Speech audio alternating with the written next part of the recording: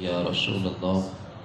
وعلی آلک و اصحابک یا سیدی یا حبیب اللہ الصلاة والسلام علیک یا سیدی یا نبی اللہ وعلی آلک و اصحابک یا سیدی یا نور اللہ۔ آج کا ہمارا درس بخاری کتاب الصلاۃ سے ایک بڑے اہم مسئلے کی وضاحت بیان کرنا ہے جس کا تعلق عقیدے کے ساتھ ہے۔ چنانچہ امام بخاری رضی اللہ تعالی عنہ نے ایک باب باندھا ہے، باب المساجد التی علی طرق المدینہ والمواضع التی صلی فیہا النبی صلی اللہ علیہ وسلم۔ فرمایا کہ وہ مساجد کے جو مدینہ منورہ کے راستے پر ہیں اور وہ جگہیں جہاں نبی کریم صلی اللہ تعالیٰ علیہ وسلم نے نماز پڑھی ہے اس کے بارے میں باب ہے۔ اس کے تحت امام بخاری رضی اللہ تعالیٰ عنہ نے بہت ساری روایات نقل کی ہیں اور ان جگہوں کی نشاندہی فرمائی ہے کہ جہاں پر حضور صلی اللہ علیہ وسلم راستے کے اندر نماز پڑھا کرتے تھے۔ جب مدینہ سے مکہ کی طرف جاتے اور جب مکہ سے مدینہ کی طرف آتے تو ان جگہوں پر حضور صلی اللہ علیہ وسلم نماز کی ادائیگی فرمایا کرتے تھے، اور پھر صحابہ کرام رضوان اللہ تعالی علیہم اجمعین، بالخصوص حضرت عبداللہ بن سالم اور حضرت عبداللہ بن عمر رضی اللہ تعالی عنہما، یہ بڑے عاشق رسول تھے اور اس حوالے سے بڑی کوشش کیا کرتے تھے کہ ہمیں ان جگہوں کا پتہ چل جائے کہ جہاں پر حضور نے نماز ادا فرمائی ہے، اور یہ اس چیز کو بڑی سعادت سمجھتے ہوئے پھر وہاں پہ نماز کی ادائیگی فرمایا کرتے تھے۔ اس حوالے سے امام بخاری علیہ الرحمہ نے ایک حدیث بیان کی ہے، چنانچہ اس حوالے سے یہ حدیث سماعت کیجیے اور اس کا ترجمہ آپ کے سامنے بیان کرتا ہوں۔ فرمایا حدثنا محمد بن ابی بکر المقدمی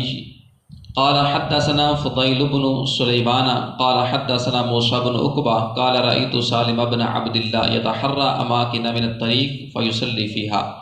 ویحدث ان اباہ کان یصلی فیہا وانہ رأى النبی صلی اللہ علیہ وسلم یصلی فی تلک الامکنہ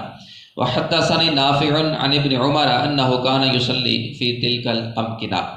امام بخاری رضی اللہ تعالیٰ عنہ فرماتے ہیں ہمیں حدیث بیان کی محمد بن ابی بکر نے، وہ کہتے ہیں ہمیں حدیث بیان کی فضیل بن سلیمان نے، وہ کہتے ہیں ہمیں حدیث بیان کی موسیٰ بن عقبہ نے، وہ کہتے ہیں کہ میں نے دیکھا سالم بن عبداللہ کو وہ راستے میں ان جگہوں کو تلاش کر رہے ہیں تاکہ وہ وہاں پہ نماز ادا کریں، اور وہ حدیث بیان کر رہے تھے کہ ان کے والد ان جگہوں میں نماز پڑھا کرتے تھے۔ بے شک جن جگہوں پر انہوں نے نبی کریم صلی اللہ علیہ وسلم کو نماز پڑھتے ہوئے دیکھا، اور وہ کہتے تھے کہ مجھے نافع نے حدیث بیان کی حضرت عبداللہ بن عمر رضی اللہ تعالی عنہما سے کہ وہ ان جگہوں میں نماز پڑھا کرتے تھے۔ لہٰذا یہ حدیث اور اس کے علاوہ آگے والی جو احادیث ہیں ان سے یہ بات ہمیں بخوبی طور پہ ثابت ہوتی ہے کہ جس مقام پر رسول پاک صلی اللہ تعالیٰ علیہ وآلہ وسلم نے نماز پڑھی، صحابہ کرام بڑی تگ و دو کے ساتھ، بڑی کوشش کے ساتھ اس مبارک مقام کو متبرک سمجھتے اور وہاں پہ نماز پڑھنے کو سعادت جانتے تھے، اور اس حوالے سے جو علماء امت ہیں ان کا بھی پھر ان احادیث کی روشنی کے اندر یہی نظریہ رہا ہے کہ وہ جگہیں جہاں پر صالحین نے نمازیں پڑھی، جہاں پر صالحین نے عبادات کی، جہاں پر صالحین کے قدم لگے، وہ جگہیں بابرکت بن جاتی ہیں اور وہاں پہ اللہ تعالیٰ کی خاص عنایات نازل ہوتی ہیں۔ یہی وجہ ہے کہ علامہ ابن حجر عسقلانی علیہ الرحمہ لکھتے ہیں، فرمایا اس حدیث سے یہ ثابت ہوا کہ حضرت عبداللہ بن عمر رضی اللہ تعالیٰ عنہ ان جگہوں سے برکت حاصل کیا کرتے تھے، اور نبی کریم صلی اللہ علیہ وسلم کی اتباع میں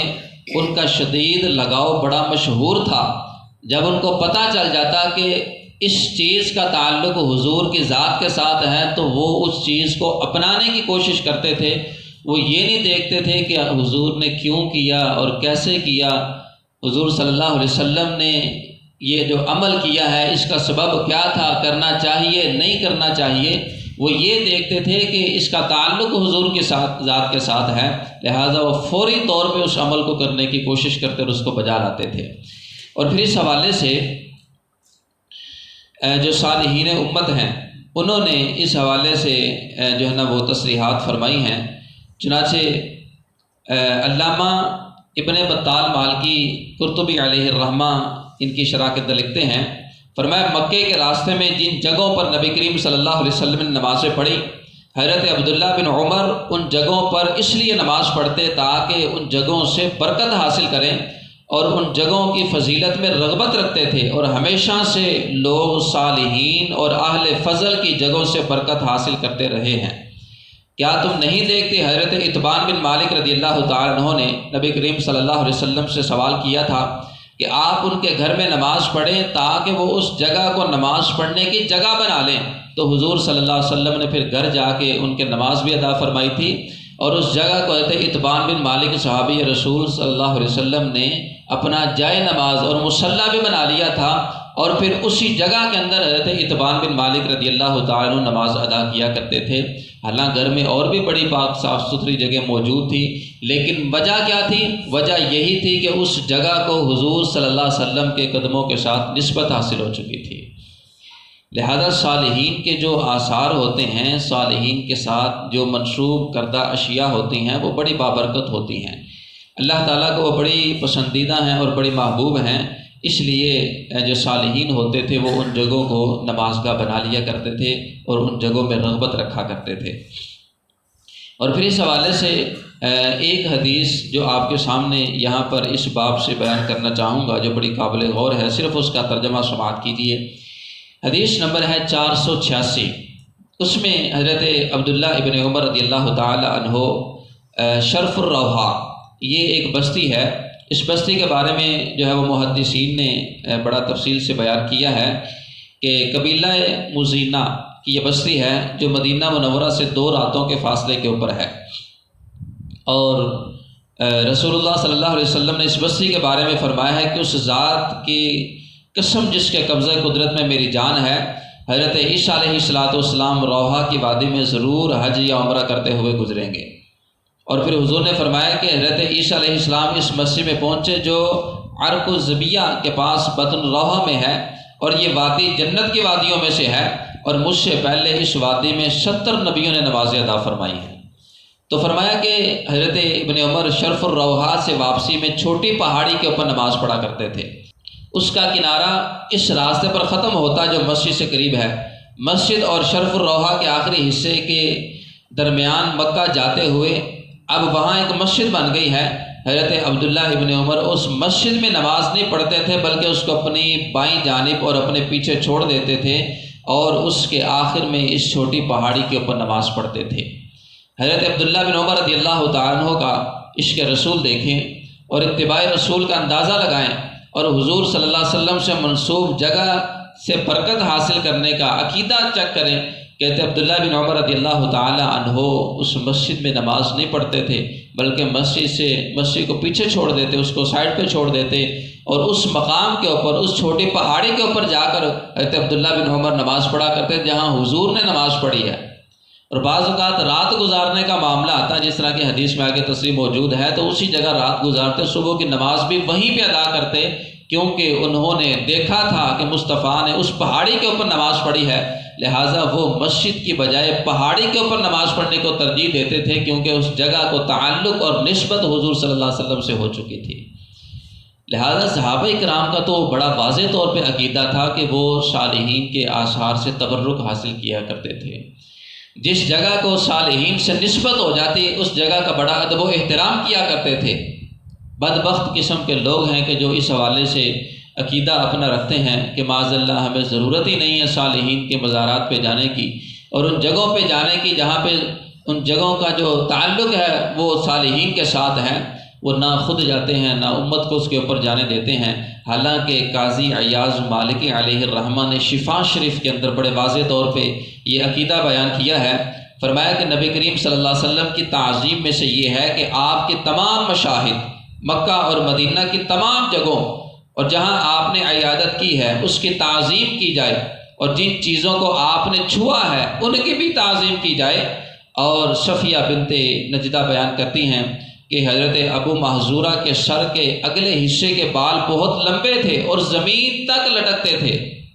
اتنے لمبے بال۔ حالانکہ شریعت میں یہ گناہ ہے، یہ کندھے سے نیچے بال کا ہونا یہ عورتوں سے مشابہت کی وجہ سے حرام ہے اتنے لمبے بال رکھنا، لیکن ان کے بال کہاں تک جا رہے ہیں؟ صرف سر کے اگلے حصے کے بال پاؤں تک جا رہے ہیں۔ فرمایا ان سے کہا گیا کہ آپ ان بالوں کو کٹوا کیوں نہیں دیتے؟ انہوں نے کہا کہ ان بالوں کو رسول اللہ صلی اللہ علیہ وسلم نے اپنے ہاتھ مبارک سے چھوا تھا، اور جن بالوں پر آپ نے ہاتھ مبارک لگایا تھا میں ان کو نہیں کاٹ سکتا، لہذا میں نے تو یہ تبرک کے طور پہ اس کو باقی رکھا ہوا ہے، کیونکہ اس کی نسبت حضور صلی اللہ علیہ وسلم کے ہاتھوں کے ساتھ ہو چکی ہے۔ اور ایک روایت میں ہے کہ نبی کریم صلی اللہ علیہ وسلم ممبر پر جہاں بیٹھتے تھے، حضرت عبداللہ بن عمر اس جگہ پر اپنا ہاتھ لگا کر پھر اپنے ہاتھوں کو چوما کرتے تھے، کہ سرکار صلی اللہ علیہ وسلم یہاں بیٹھتے ہیں وہاں پہ اپنا ہاتھ لگاتے پھر اس کو چوما کرتے تھے۔ یہ سارے صالحین سے برکت حاصل کرنا نہیں ہے تو اور کیا ہے؟ صالحین کے آثار سے برکت حاصل کرنا یہ صحابہ کا عقیدہ ہے، اور یہ قرآن اور حدیث کا عقیدہ ہے۔ اللہ نے قرآن میں واضح طور پہ نہیں فرمایا وَاتَّخِذُوا مَقَامِ إِبْرَاهِيمَ مُصَلًّى کہ جب تم حج و عمرہ کرنے کے لیے آتے ہو تو مقام ابراہیم کو مصلی بنا لو۔ مقام ابراہیم کیا ہے؟ مقام ابراہیم وہ اس پتھر کا نام ہے جہاں پہ حضرت ابراہیم علیہ السلام کے مبارک قدم لگے ہوئے ہیں۔ اب اس جگہ کو اللہ قرآن میں فرماتا ہے کہ تم جائے نماز بنا لو، اور یہ حضرت عمر فاروق رضی اللہ تعالیٰ عنہ کی خواہش کے اوپر اس کو جائے نماز بنا لیا گیا، اور قرآن کے اندر اللہ تعالیٰ نے اس کو جائے نماز بنانے کا حکم ارشاد فرمایا۔ لہذا صالحین کے جن چیزوں کا تعلق صالحین کے ساتھ ہے، اللہ کے نبیوں کے ساتھ ہے، ولیوں کے ساتھ ہے، جن جگہوں پہ انہوں نے اللہ کی عبادتیں کی ہیں، ریاضتیں کی ہیں، وہ جگہ بابرکت بن جاتی ہے۔ اور اس سے یہ بات بھی ثابت ہوتی ہے کہ وہ عارضی طور پہ بابرکت نہیں بنتی، وہ مستقل بابرکت بن جاتی ہے۔ جیسا کہ صفا مروہ کو دیکھ لیں، مقام ابراہیم کو دیکھ لیں کہ ایک دفعہ قدم لگے